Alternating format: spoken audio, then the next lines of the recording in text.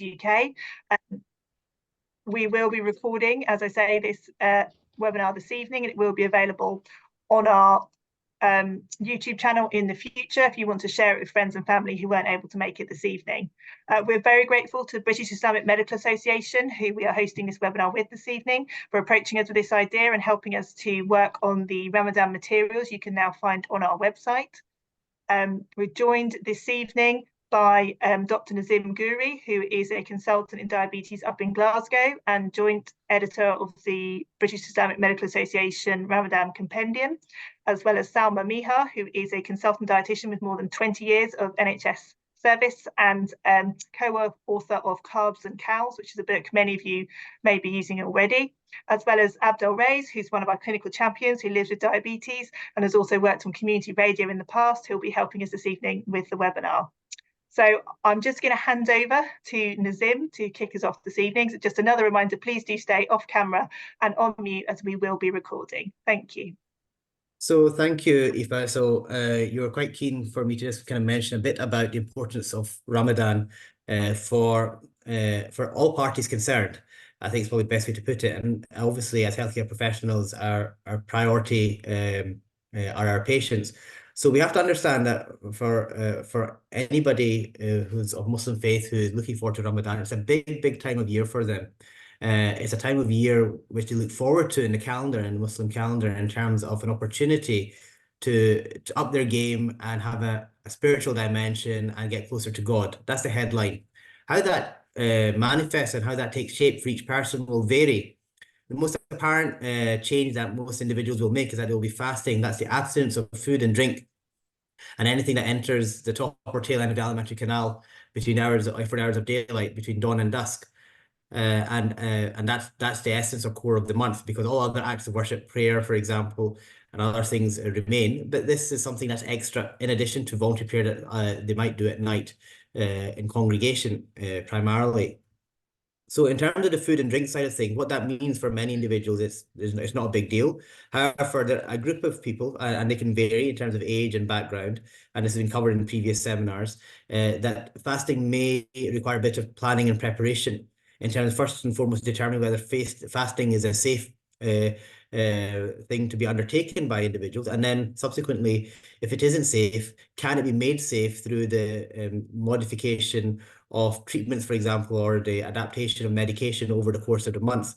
And for some individuals, that still might not be adequate, and actually fasting Ramadan might not be a safe or appropriate activity to undertake, in which case either they have the option of perhaps trying some intermittent fasting in the winter, for example, when the days are shorter in a temperate region like where we live, or potentially not fasting at all and feeding poor people every day that they don't fast as an expiation of the obligation. Now, in addition to the obvious in terms of looking at one's physical health, that includes mental health as well, and frailty and age, because individuals are not unidimensional. Individuals have multidimensional aspects to them in terms of their makeup, in terms of their physical health as well, or mental health. They might have more than one illness or condition, for example. And many individuals may have been able to fast last year, but fasting this year might be different because there have been changes in their circumstances over the 12 months. Likewise, there might be individuals who you perceive as perhaps higher risk, and what happens is you perhaps think fasting is not suitable for them, but actually prior experience indicates that they managed last Ramadan no problem, and there's been little change to that would make one think, well, actually this Ramadan is going to be any different for them. And coupled with, for example, changes in medication and lifestyle, you are what you eat. So your diet is very important as well, particularly for those people who do, for example, have frailty, old age, illnesses, medical conditions where nutrition is important. And this is why we have to take a holistic approach and a multidisciplinary approach to addressing the needs of individuals who are fasting, not just the doctors, but nursing staff as appropriate, dietitians as appropriate, pharmacists as appropriate, whoever may be relevant, even carers, for example, who are caring for individuals. So that's in a nutshell in terms of what pre-Ramadan planning involves, and in the concept of personalized risk stratification for each individual. There's plenty of material out there that people can refer to. Ultimately, the decision to fast or otherwise rests with the patient, and we are trying to help them make informed and safe decisions. And what that means as well is that we document our discussions with our patients, particularly if there's a divergence in thought process, or we think patients are a bit too high risk to fast and they're going against medical advice. It's important we document things, but at the same time, try and support them as best we can because of the reason I mentioned at the beginning in terms of what Ramadan means to them. One closing message I often give to my patients and to anybody when I'm talking to about Ramadan is help them understand the essence of Ramadan.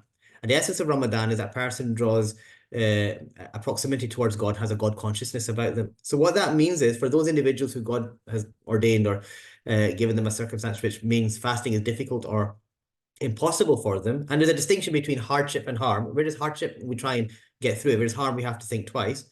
The non-fasting of an individual who will be harmed by fasting is their fasting. What I mean by that is the essence of fasting, drawing near to God and trying to fulfill his command, is fulfilled by not fasting because he doesn't want you to harm yourself.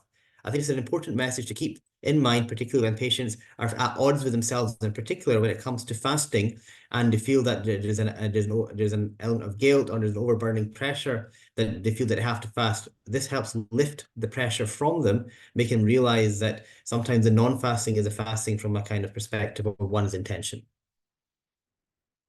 Okay, back to you, Aoife. Thank you. Fantastic, Nazim. Thank you so much for that. So I think everyone there, the message there is it's really important to talk to your healthcare professionals and to think about the risks of fasting and think about that ahead of time. If your healthcare professional is struggling or perhaps doesn't have much experience with Ramadan, there is a webinar on our Diabetes UK website you can point them to that Nazim kindly did for us in January to help healthcare professionals to understand more about how to support you through Ramadan. And I think that's a really useful resource if people want to use that. I will now hand over to Salma and Abdul. During the session, Abdul is going to be asking Salma some questions about how to stay healthy during Ramadan and some top tips about how to manage your food. If you've got questions, please do use the question and answer function at the bottom of your screen, and we will read them out as well. So if you've got things you'd like to know more about, please do pop that in the chat in the question and answer function, and we'll pick up from there. But over to you, Salma. Thank you, Ofa. That's a really kind introduction. And I'm really pleased to be here this evening. It's a pleasure to be presenting this session with my colleagues and particularly with my colleague and friend, Abdul Rais. So I'm just going to start very briefly about why I'm here today, and then we'll start the conversation with Abdul. So like Dr. Ghouri said, Ramadan is a really special and a spiritual month for Muslims around the world. Particularly, people look forward to this month, and it's something that people really cherish and value in terms of family and coming together. It's a time of celebration, but it's also a time where people really focus on the type of foods they're eating and what they're going to be eating during this month. It is a time where people fast for a very long day, so they look forward to the type of foods they're going to be eating when they're opening the fast. But at the same time, it's really important that we do look after ourselves and keep ourselves healthy and hydrated so that we can continue to fast for 30 days. It is a long month, and we can do this by small changes, some really positive and simple changes in our diet, which we're going to be talking today. Many people ask me, what can I eat and what should I not eat during the month of Ramadan?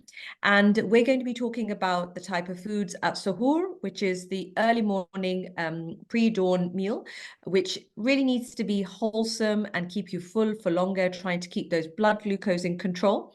And then we're going to be talking about iftar. Iftar is a time of the day when people, when we open our fast, when people come together. It's a celebration. It's a time where we really, cherish that feeling of the importance of food and also being grateful. So we're going to talk about what type of foods people eat and how we can advise them to be healthy. What type of food people are sharing, whether it's at home or in congregation. We're also going to be looking at Ramadan and work, and there's lots of resources that Diabetes UK have created, and we can signpost you to them, which is diabetes and employment. And this is really important for people who are working long hours, who might be doing shift work, healthcare professionals who are working as nurses, doctors, and working long hours, and how they manage their fast as well. And then we're going to touch a little bit about exercise, because this is just as important while you're fasting, whether you are fasting or not. not. We need to talk about how to keep healthy during this month.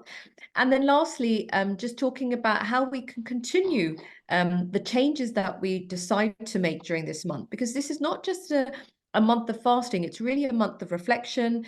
It's a month of trying to be as healthy, and whether we can continue those positive changes. There's also an opportunity for those individuals who are giving up smoking during the non-fasting the fasting hours. And how can we utilize this month to really motivate ourselves to be healthy, stop smoking, being really positive, having that positive mindset? So there's so much actually that we can actually take from this month. And the idea is how we can continue those habits past Ramadan as well. And that's really what myself and Abdul are going to be talking about today. So Abdul, do you want to introduce yourself and come in and talk about how you celebrate Ramadan and what we can, what we want our listeners to talk about today? Yeah, thank you, Salma. It's always a pleasure to work alongside with you, and I think it's been quite a while since we were last together, but here we are. About myself, well, basically, I think most of it's been said during the introduction by Aoife, that I'm a trained diabetes community champion. I have been volunteering for the past 22 years or so. I've been living with type 2 diabetes for 23 years now. And with all its ups and downs, I've been on various medications and insulin on and off and so on. While the time, a lot of the time is spent is just going into the community and trying to raise awareness about diabetes. And in the past month, during February, I've actually been fortunate enough to go and talk to people with a PowerPoint presentation in 5 different mosques locally, and still probably got 1 or 2 in the pipeline to cover. So it's been quite a busy month for me, and obviously, as you would agree, we try to help raise awareness about Ramadan for people with diabetes who want to fast, and if they are, whether they are in a position to fast or not, that's obviously the individual's decision. But we try and advise the best we can. We try and signpost people to other places where they can get extra help where if they need it. So enough about me. Let's begin by asking you, Salma, about one of the things is obviously during Ramadan is that our food is well, it's important any time of the year, but particularly in Ramadan because of the time that we're fasting. So I just wondered if you could recommend some healthy swaps, particularly for different communities like the Arab communities, the Somalis, Pakistanis, Indians, Bangladeshis, etc. So what would you suggest? I'm talking in terms of baking, of course, and not frying. I agree 100%. So as you touched on it very briefly, Ramadan is a time where people will be eating a lot of foods which can be high in calories, high in fat, they're fried. So let's just start off by talking about the traditional type of foods that people will eat, whether it's from the Arab community, Somali community, the Pakistani community, or the Bengali community. And let's take iftar to begin with, because that's where the focus of today's talk is. So we start off by opening our fast with some dates. And often I get asked, Abdul, is how many dates can I eat? And we've got to remember that dates is glucose. And if we eat too many dates, that can have an impact on our diabetes as well. And after dates, often people might have some fried snacks. So this could be samosas, pakoras, bhajias. Some people will have fried fish. And some communities just have some soup with some lentils in there and noodles. And this is very much like a starter. And this would be followed off by a main meal. So it could be a biryani, a palau, white rice. Some people will have pasta, macaroni. And it varies depending on the cultural group you're from, what type of foods you have. But this can be followed off with lots of different types of meats and chicken and fish, which is cooked in large quantity. And let's not forget that this is a time of celebration. So lots of things like baklavas, malubia, and things like basbousa, and also followed by kheers, halwas. So the list is endless really at iftar time. And it's really, how do people manage this? So there are some simple things that we can do to help people living with diabetes manage their fast, whether they choose to fast or not. It's important to watch what we're eating and how much we're eating. So there are some simple things we can do just by reducing the number of dates that we're consuming. So that will help manage our diabetes. And then following on by the starter. So you touched on things like, not frying. So instead of frying samosas, you can oven bake, you can grill, you can pan fry. And also there's a huge interest in the use of air fryers. Do you have an air fryer, Abdul? Sadly, I can't cook. Okay, so all right, I'll leave it to the family to cook then. Yes.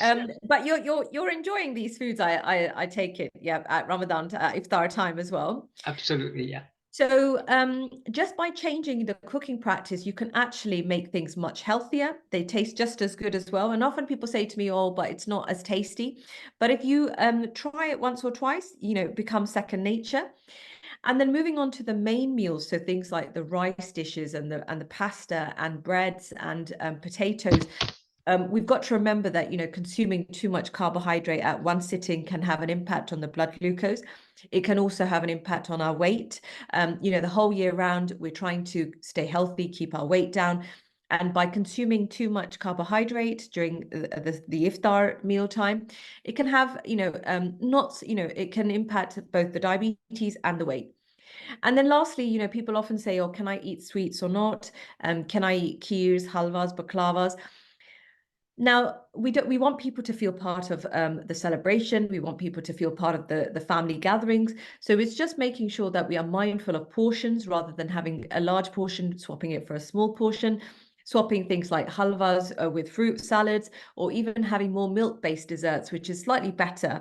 And then maybe just avoiding things like fruit juices, things like lassis with mango lassis, or ruafza, which has got a lot of syrup and rose water in there.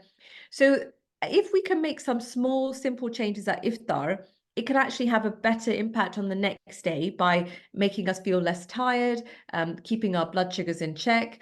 And also, by having smaller portions, you're less likely to feel this feeling of indigestion, not being able to sleep well, and then you're feeling tired the next day. So instead of fruit juices, consuming more water at iftar. So there are so many things that we can do, that those simple swaps that can not just have a positive impact on our blood glucose, on our weight, but also make us feel much more energetic and ready for the next day's fast. Yeah, thank you for that. You mentioned about carbohydrates, and you mentioned about weight gain and weight loss. I know of people in the community. Some of them put on weight during Ramadan. Others end up losing it, I think. So it's a question of balancing, I guess. But I just wondered if you could suggest specifically during for suhoor and for iftar, what kind of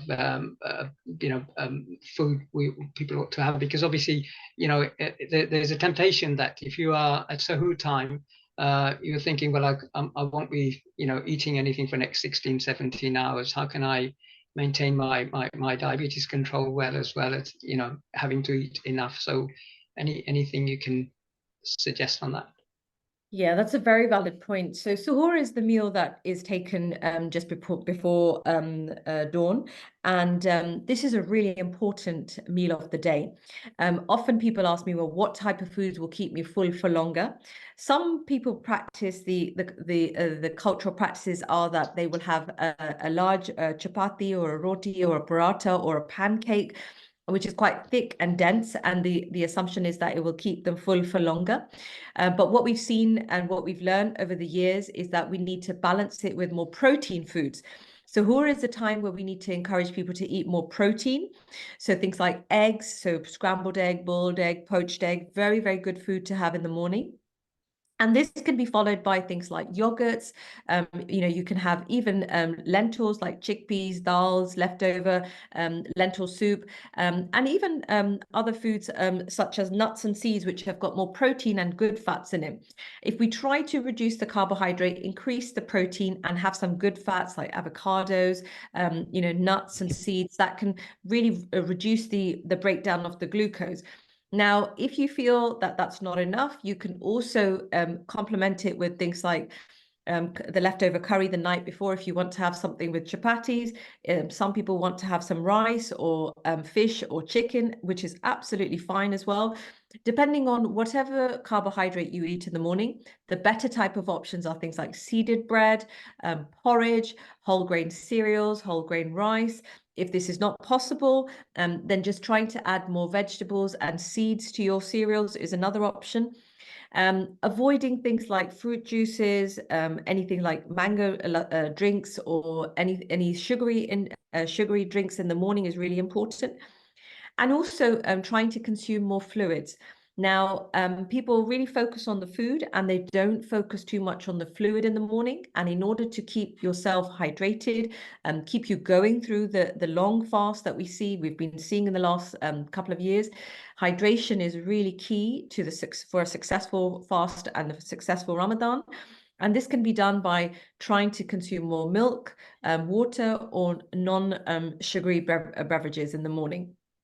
So I often say to people, you know, if you can't eat too much, maybe just blend some fruit the night before, chop up the fruit before, and add it to yogurt. It's easier to consume the nuts and seeds in yogurts as well.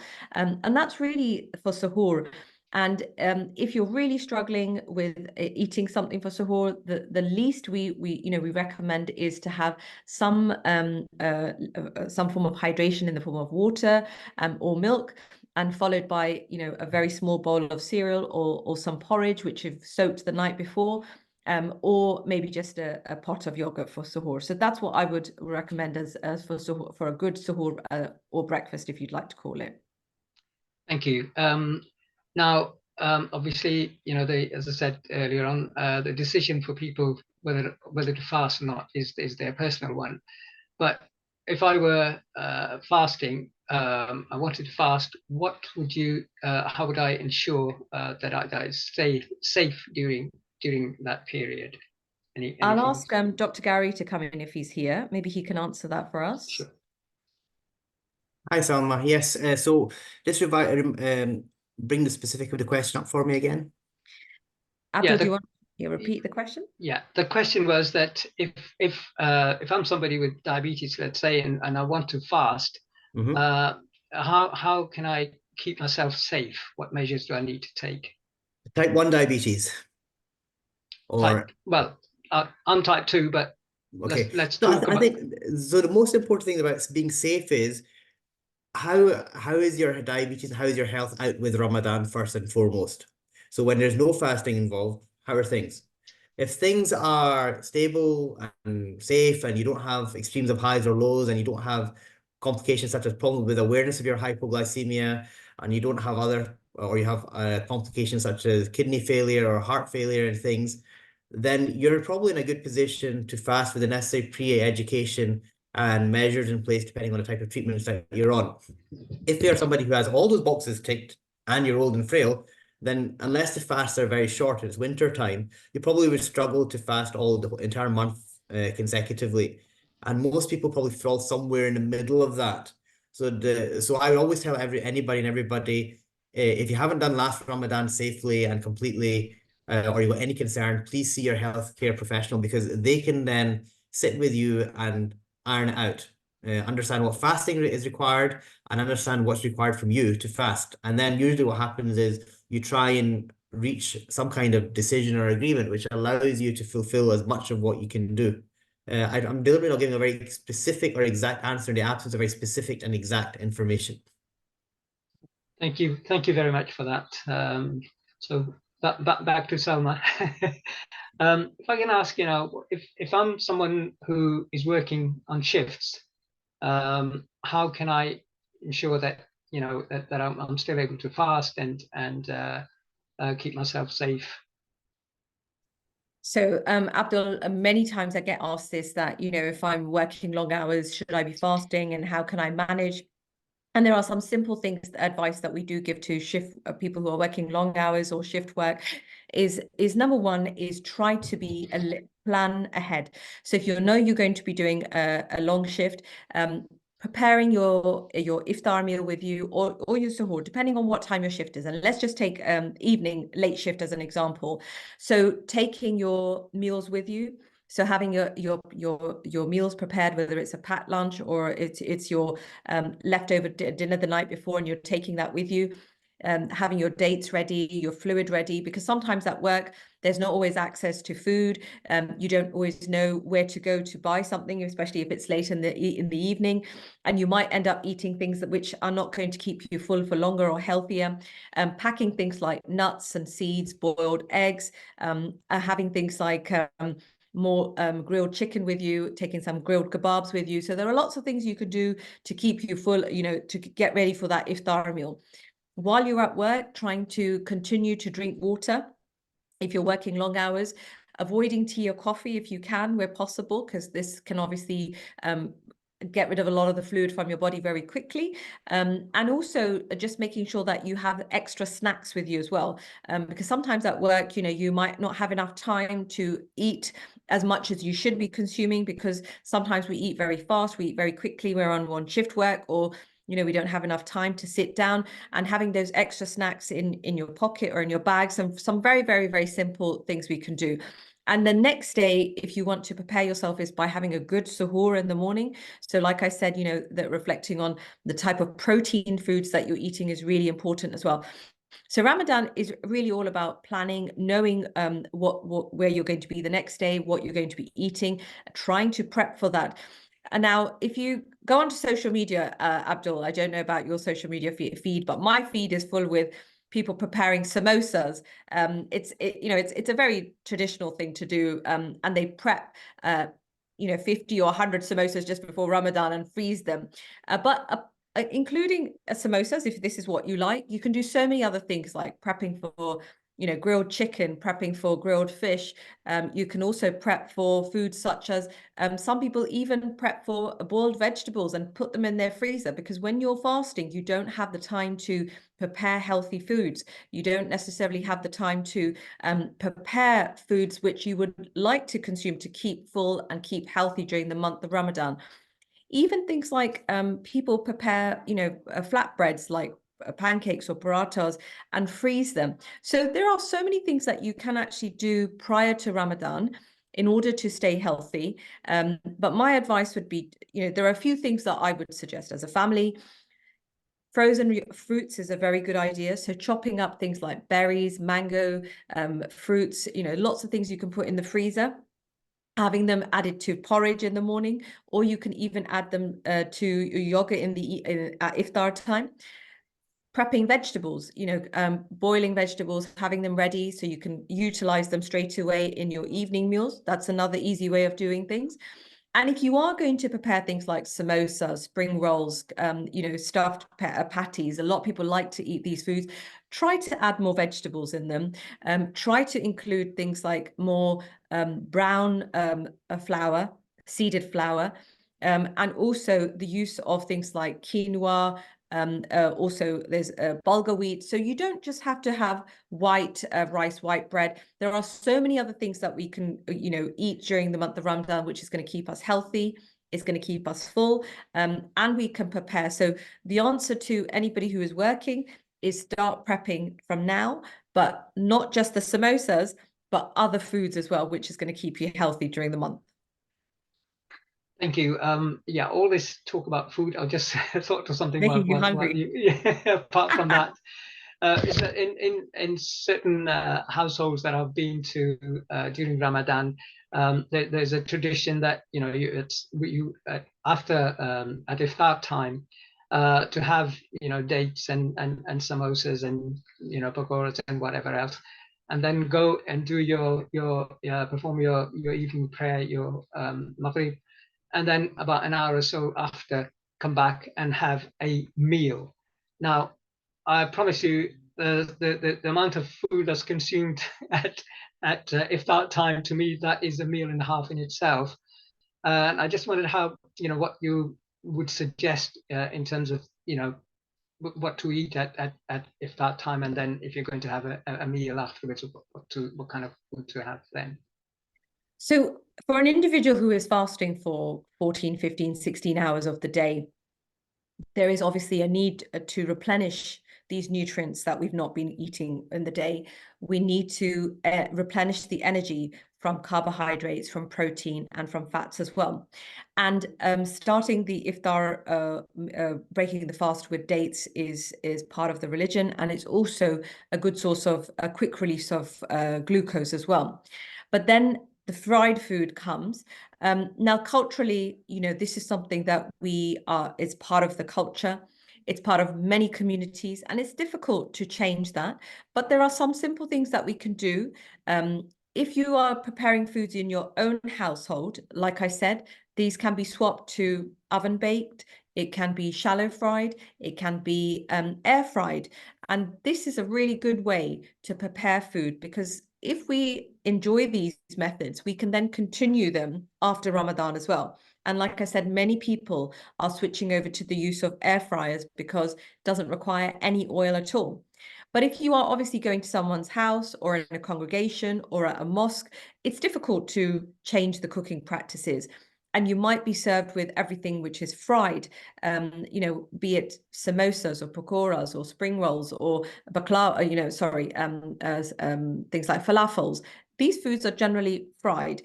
And the advice is that if we can reduce the number of fried foods that we eat at the first break of fast, so the first snack that is consumed, and try to bring our prayers earlier. So often people ask me, so how should I eat?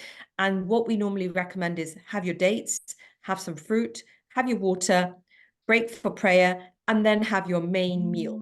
So try to avoid those extra calories, extra snacks from those foods which are not necessarily going to give you energy. They are not nutritious.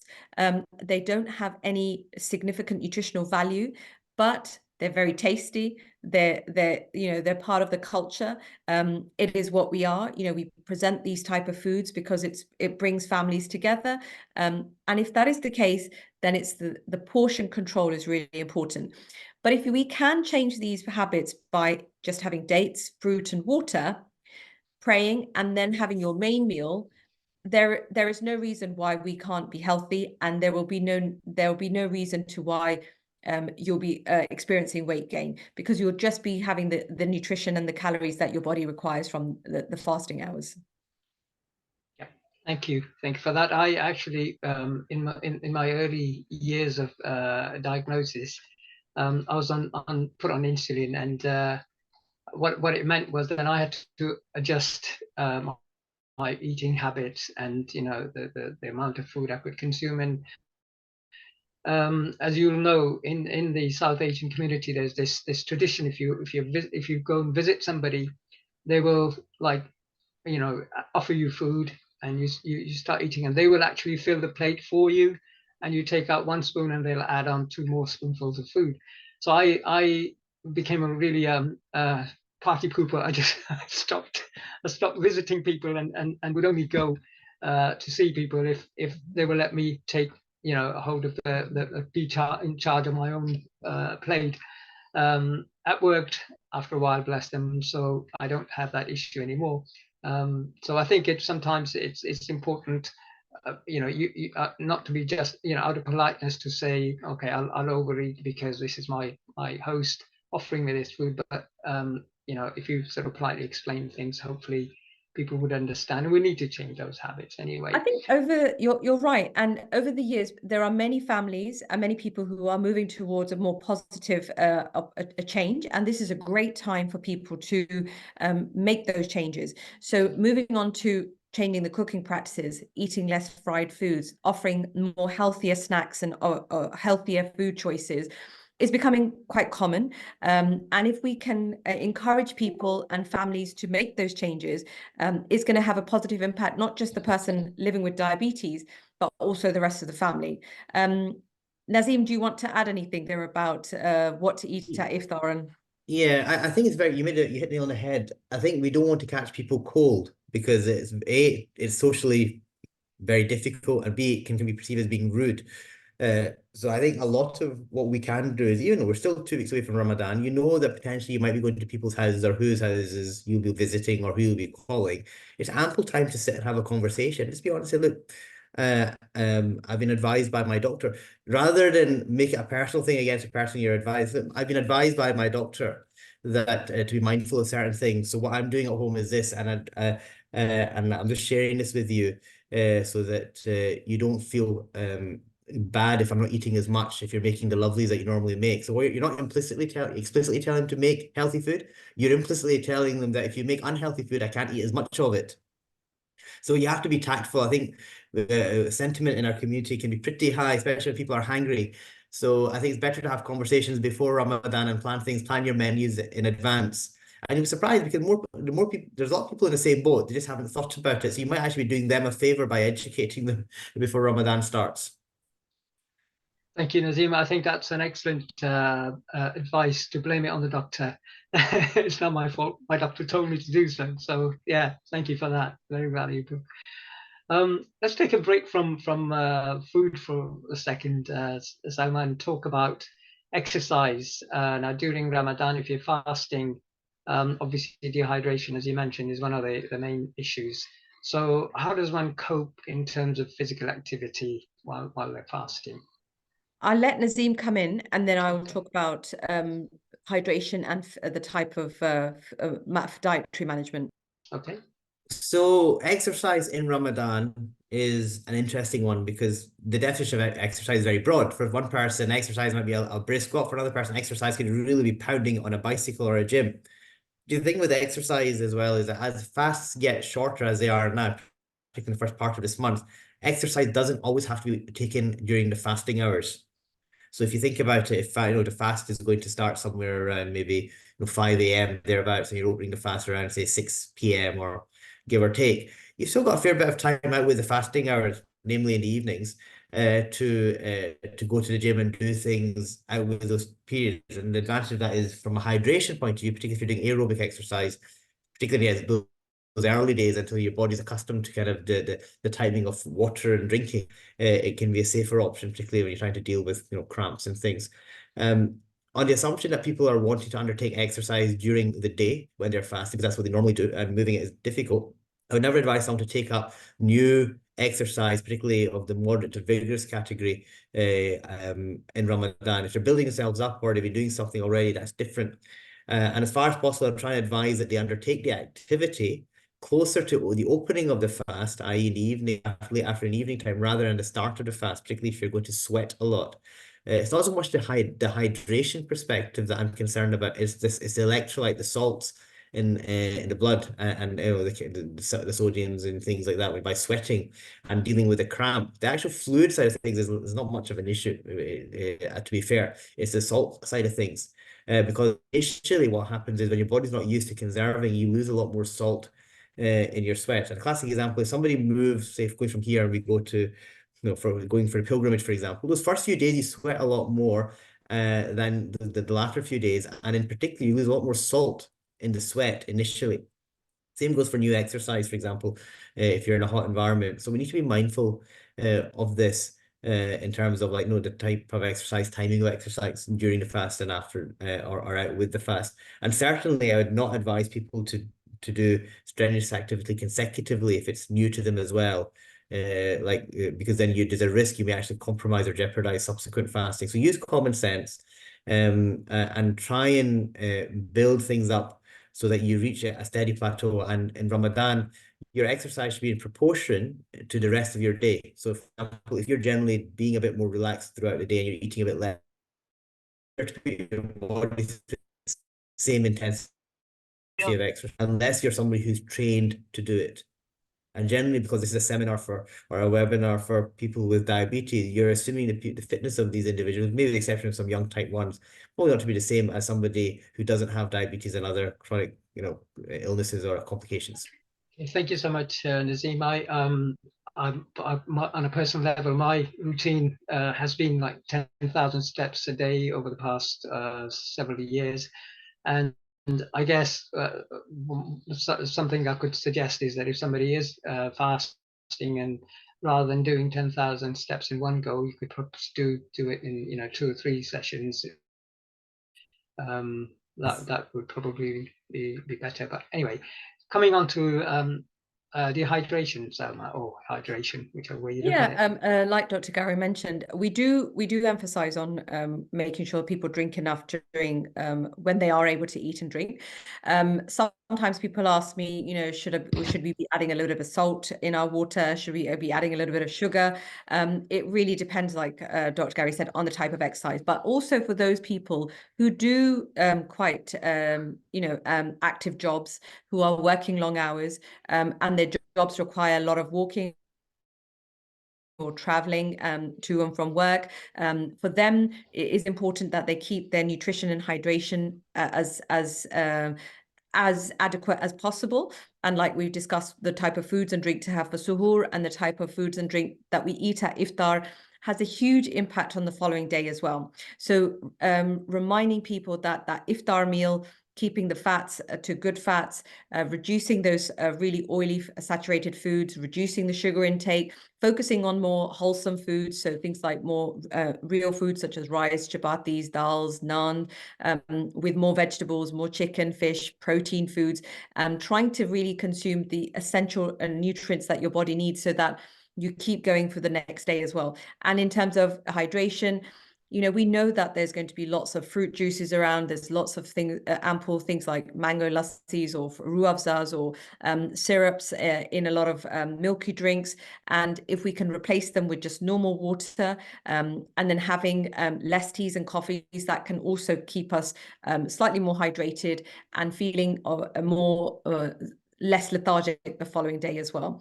So, like Dr. Ghouri said, it is a little bit of common sense as well, trying to make those simple swaps and simple changes, keeping healthy, trying not to give into too much temptation when it comes to food and drinks in front of us. It's, we know it's going to be around a lot more than we normally would on normal days outside of Ramadan.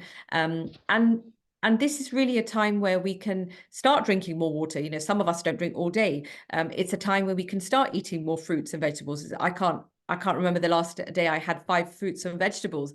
So this is an opportunity for us to start making those consecutive, choices that we want to make. But we start planning and we start doing that this month so that we can be more healthy. We can be more, we have more energy to keep those 30 days of fasts, and we feel like we have more energy. And that's really what this session is all about, is encouraging people to make those positive, healthier choices so that they can continue in the month of Ramadan and after Ramadan as well. Okay, so what if I'm someone who's not fasting, or we're outside of Ramadan, let's say, excuse me, what measures can I take to keep myself healthy? Nazim, do you want to come in first, and then I will continue? That's a very broad question and lead a webinar in itself. So anything specific, give me maybe 1 or 2 headlines you want addressed. Well, in terms of if I'm not fasting, obviously there's no restriction on me in terms of what I'm eating and when I'm eating. So I'm just thinking about what kind of habit I could get into during Ramadan. That would take me outside of it and hopefully. And is this individual, this person, is their weight normal or high or low? It's just so I can get a feel for what they want to do with their weight as well, for example. Normal weight. Okay, so they're normal. So it's very simple then. If your normal weight, simple, calories in should match calories out. That's a headline. The makeup of those calories is also very important, because you can have empty calories. So for example, sugars and things, they give you the energy, but don't necessarily give you additional nutritional benefit with that, be it vitamins, protein, and even essential fats with fat-soluble vitamins, for example. So what I would say is that the advantage of Ramadan is it's quite good, because usually you have a limited amount of time to eat in first and foremost, unless you're attending like a party, because what happens is you open your fast, you either may pray before the Maghrib or the 4th prayer, or you might pray after, but then you've got the night prayer, which will be round the corner.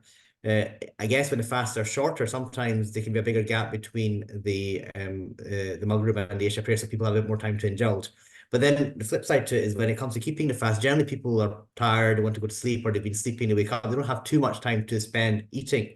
So one of the advantages of Ramadan is that it actually usually cuts down the amount of time you spend eating, which I think is quite good. So the amount of time you spend eating goes down because of everything else going on. And if there's limited amount of time to eat, then there's limited food you can really eat, unless you've got you mastered this trick or something.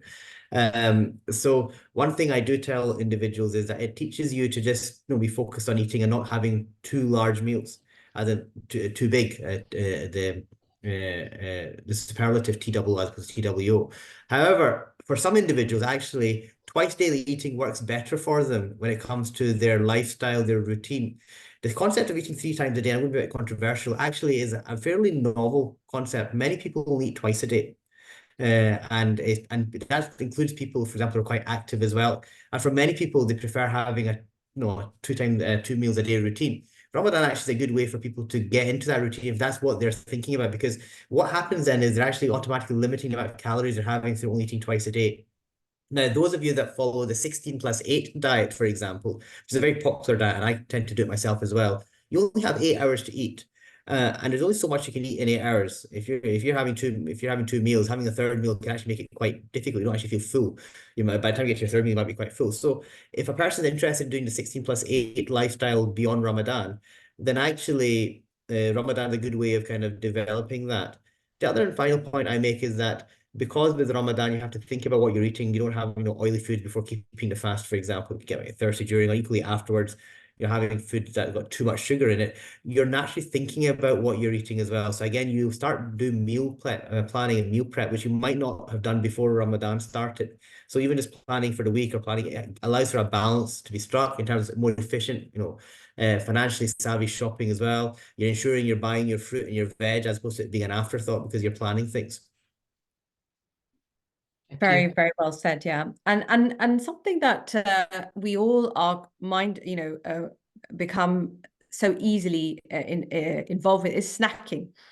When we're not fasting, we often tend to have a lot more snacks. So it could be a biscuit with a cup of tea. It could be an extra piece of fruit. It could be that extra nuts. It could be, just have a little bit of, a little bit of sweet left over. So a little piece of chocolate, and that becomes a habit. But Ramadan teaches us to avoid those snacking. So those extra calories that are coming from those biscuits or crisps or chocolates that people might have during the day while they're bored or with a cup of tea, or they're just, feeling peckish, and that snacking goes away. So that's something we can continue. But the essence of this talk is really about encouraging people to try to be as healthy as possible, try to eat as healthy as possible, and continue those messages post Ramadan as well. Many people will be continuing fast after Ramadan as well, and some people like to fast every week, or they might be doing other fasts as well. Like Dr. Ghouri said, they might be keeping the intermittent fasting, which has proven very, very effective in the management of diabetes. And if that's something that you wish to continue, it's absolutely safe to do that with the advice of your healthcare professionals, making sure that you eat the right type of food. So if you're having 2 meals a day, ensuring that you have the correct amount of carbohydrates, protein, fats, minerals and vitamins from fruits and vegetables. So keeping those meals as balanced as possible. And the other thing about Ramadan is that, this is a time that we share a lot of food as well. Abdul, you asked, something that I would do now is that when I am sharing food or sending food to neighbors or friends, I'm always mindful of what is healthy and what is good for their body. So sending them more real foods and more natural foods, giving them things like more fruits and vegetables and seeds and nuts and dates, avoiding fruit juices, obviously often making things which have less of the saturated fats in them, avoiding fried foods, because I want friends and families and neighbors to be just as healthy as I am. So making that conscious effort to offering people healthier choices is just as important to keeping healthy yourself as well. And just to come in as well, Abdul, Yeah. in terms of making healthy changes or choices, many people try and give up smoking, for example, during the month, or at least will not smoke during the month, and certainly shouldn't be fasting during the fast. It's an opportunity to try and kick the habit after Ramadan as well, and to keep that good behavior going. And certainly if you're doing voluntary fast or whatever, that naturally lends itself to it. But even if not, if, for example, in a worst case scenario, somebody continues to fast in Ramadan, there's only so many cigarettes they can smoke in the hours of darkness. One would hope that at the very least, if they are going to smoke, they smoke less, and they limit the number of cigarettes they're smoking. Because I think we have to be realistic. Behavioral psychology will tell us that we are creatures of habit. So to make any change is going to take time, and to sustain change will take even longer. It's hard. In some ways, it's easy to make a change, but it's harder to sustain the change. So cigarette smoking is something that people can think about in terms of making that initial change, either just before or during Ramadan, and trying to sustain it after Ramadan as well. Thank you. Just I think a couple of more questions to go. If I'm not fasting myself, what steps can I take to support my family who are fasting?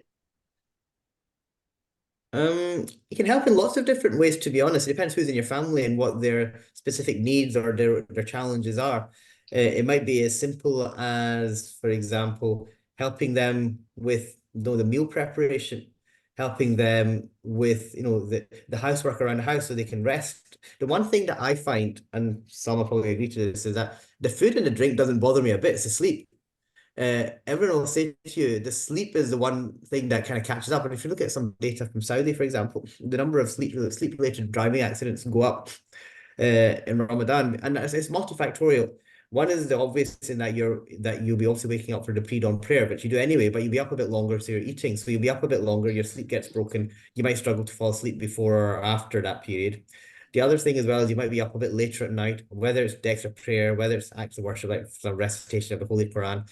And all these things come into play. So the quality of sleep might diminish, even though the duration of sleep might be similar. So I think anything that facilitates some people to be able to rest and rest efficiently helps in a big way. So for example, if you're not fasting and there's young children and you want a nap in the evening, for example, either just after you've opened your fast or before, then taking the children away, or just keep making the room quiet so you can get a couple hours sleep so they're fresh for the night, because they know they don't get that same stretch of sleep perhaps during the night, or it's going to be broken. Getting that nap, that power nap, makes a big difference to many of us who are particularly working during the day. Another thing is that this is if you're an employer, for example, and it's something to share with people who are employers of Muslims, is that kind of routine perhaps be modified. So for example, they might prefer a slightly later start, a 10 a.m. start rather than a 9 a.m. start, and working through to 6 rather than 5. I mean, accommodating this, on some days of the week, all days of the week, whatever is there, all these little changes can make a big difference to the quality of life of the individual when it comes to going through the month. And even other simple things, for example, if you're not fasting, is that you can participate in all the other voluntary acts, for example, the prayer, the recitation of the Quran, feeding the poor people, whatever, and just being involved with the community and doing those things, so you're supporting them and keeping yourself busy as well. Because one thing is, if you're not fasting, you might feel left out, and you might feel guilty to eat, or all kinds of things there. So it keeps your own mind active as well. Thank you very much for that. Salma, is there anything you'd like to add to that before I ask you the final question? No, I think just like reflecting on what Dr. Ghouri has said, and reiterating the messages around healthy eating, keeping as mindful about the type of foods you're eating, resting as much as you can. And while we're able to eat and drink, there is an opportunity to eat slowly. Do not have to have your a very big meal. Some people say to me, oh, can I take food to the mosque with me while I'm going to prayer, because it's going to be a long evening? There are simple snacks you can take which are healthier. So you can take a few dates with you. You could take some nuts with you. You can take some fruits with you if you're able to, have those small breaks in between your prayers, because it is a long prayer to continue after in the evenings as well. And don't forget that extra large bottle of water as well. Although they might offer you water at the mosque, it is a good idea to take your own fluids, and if you want to add something to the fluid in terms of salt or sugar, you can do that as well. In terms of resting, I often say to people, just before you open your fast is a good time to have that rest, because, you know, we need to get ready for eating and then praying. It's quite a strenuous night for us as well. So that's a good time as well. And then just this is a family change, not an individual change. And you know, for one person to make these changes, it can be difficult, not just the person living with diabetes, but also the rest of the family as well, because all the things that we're suggesting today is very much based around healthier eating, healthier living, positive energy, positive thinking. And this is not just for the person living with diabetes, but it's for the whole family, for children as well, so that they can go on to learn more positive habits as well when they continue fasting in their older age as well. Thank you so much. Just one last question now. If I've been let's say I've been a good little boy and I've been behaving myself throughout Ramadan, I've been watching my blood glucose levels and eating healthily and so on and so forth, come Eid day. Now, can I indulge? Can I be naughty on that day? And would that really it's have a bit any like Christmas, isn't it? Yeah. Would that have any impact on my blood glucose levels overall? You know, I'm talking about HbA1c. There is nothing in this talk that I've said you cannot eat. You know, there's no mention of said don't eat this, don't eat that. It's not about refraining. It's about making positive and healthier choices. And Eid is no exception. You know, we know after 30 days of fasting, some people have been very disciplined and they've made very positive changes and have refrained from eating too many fried foods, etc. And Eid is a celebration, you know, it's a time where people get together and they eat foods which are celebratory. And, you know, we want people to enjoy that. So there's no reason to why you can't have the celebratory food. So whether it's kheers or halwas or baklavas or mitais, as long as you know what the quantity that your body should be eating in, there's no reason why you can't do that. But obviously, if you say to me, can I eat this whole box of jalebis? I will say, Abdul, you know, that is that's not something I would recommend. And that's, you know, that's the advice for any foods. So stay in, you know, in terms of those common sense boundaries, healthier choices. Over indulging in sweets and drinks and foods is not going to make a big difference to your diabetes, because the one day is not going to impact your, you know, your overall diabetes management. So please do enjoy yourself during Ramadan and on Eid as well. And I think the most important thing is, look, if you've got type 1 diabetes, you apply your same type 1 diabetes principles. You're going to have more carbohydrate. Carbohydrate can't properly take the appropriate amount of insulin. You may have to split your insulin bolus dose, for example, based on the nature of the food you're eating. It can be tricky if you're grazing, so try not to graze, because then it'll be difficult to kind of control those sugars in type 1 diabetes. If you've got a pump, it might be a bit easier in terms of basal rates. The other thing as well is that often more than the types of food, it's the size, the quantity of food, because you're surrounded by food. I tell people, well, if you are going to indulge, then one way to balance that is, you know, that if you wanted to do the voluntary fast, start that voluntary fast with the next day, have a glass of water, make sure you're hydrated, and then just don't have a suhoor or something. And then hopefully your calories will kind of level out by the next evening. And that's probably the quickest. It might take a day or two, Nazim. Yeah, sure. But at least it's the lowest hanging fruit. If you're going to eat for the equivalent of 2 days in one day, then try and balance it out as quickly as you can by maybe a voluntary fast, but without the suhoor. Just take some water, make sure if you're taking tablets or whatever, unless you have to have something to eat before you take your tablets, and then balance that day out, because then you potentially could do a 24-hour fast if you're strong enough to just balance it out. Or if you know that, for example, Eid is around the corner, in those 2-3 days running up to Eid, you become a bit more strict with the quantities of food that you're eating with the suhoor and the iftar. So you go into a calorie deficit, for example. Again, just a bit of just understanding the bigger picture and macro managing rather than micromanaging. Excellent. Well, thank you both very much. I've certainly learned a lot. I thought I knew a lot, but I've learned a lot more today, this evening, and I'm sure that the participants would have also learned a lot from both of you. Really grateful. Just on lighter note, Salma, lucky for me that I don't like jalebis anyway. Give me a box of chocolate any day. Yeah. Well, thank you both. Thank you again. And with that, hand you back to Aoife. Hi. Before we finish, I just wanted to add, Eva, I'm not sure if you're going to mention the resources, or would you like me to? You can if you want to. I've put some of them in the chat as we've been going along. So Abdul and myself and many other healthcare professionals have done lots of work around Ramadan, translated in multiple languages as well, which includes Urdu, Punjabi, and also Bengali. And if you know anybody who would benefit from these resources, simple messages around how to keep healthy during Ramadan, and also want to share those resources, you can have a look at them in the chat. And these are readily available on the diabetes website under the learning zone. Thank you, Salma. Yes, we've got lots of resources on our Ramadan pages on Diabetes UK website at the moment. So if you just go onto the homepage, our Ramadan materials are spotlighted at the moment. You'll be able to find them there, or you can just go onto our YouTube channel, and I popped some links in the chat. As Salma says, there's lots of quite short videos you can share in different languages, which can help support people understanding Ramadan and thinking about how to stay healthy during Ramadan. We've also got some fact sheets, which we developed with British Islamic Medical Association, which have got some kind of basic tips about how to stay safe during Ramadan, about fasting safely. And obviously, what we always say is it's really important for everybody as an individual to talk to your healthcare professionals and talk about the team and talk to your team and plan how you can fast safely during Ramadan. The last bit we've just popped in the chat is, excuse me, we're always keen at Diabetes UK to hear from people, to hear different voices, to understand what we could be doing differently to help people with diabetes. And so we've just popped a link in there. You can join our Communities in Action, which is an opportunity to have input into the different types of materials we're producing, and also to tell us your views and your concerns about diabetes so we can keep campaigning for you. So if you are interested, or you know other people who might be interested in coming along and talking to us about things, then please do click on the link there.